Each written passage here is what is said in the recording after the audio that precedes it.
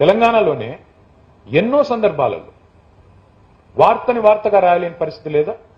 ఒక అమ్మాయి మీద లైంగిక దాడి జరిగింది, కేంద్ర మంత్రి గారి కుమారుడు ఈ దుర్మార్గమైన పని చేశాడు అని అమ్మాయి తల్లి తండ్రి వచ్చి కంప్లైంట్ చేస్తే ఏ మీడియా రిపోర్ట్ చేసిందండి?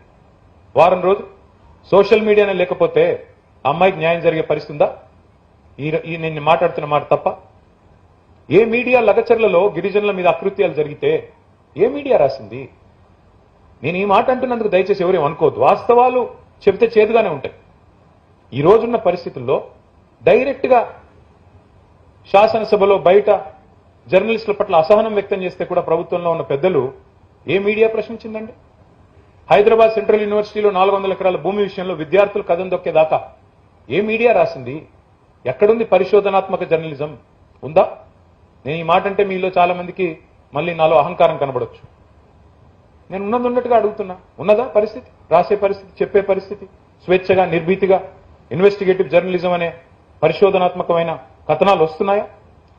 వాస్తవాలు చెబితే నచ్చవు. అందుకే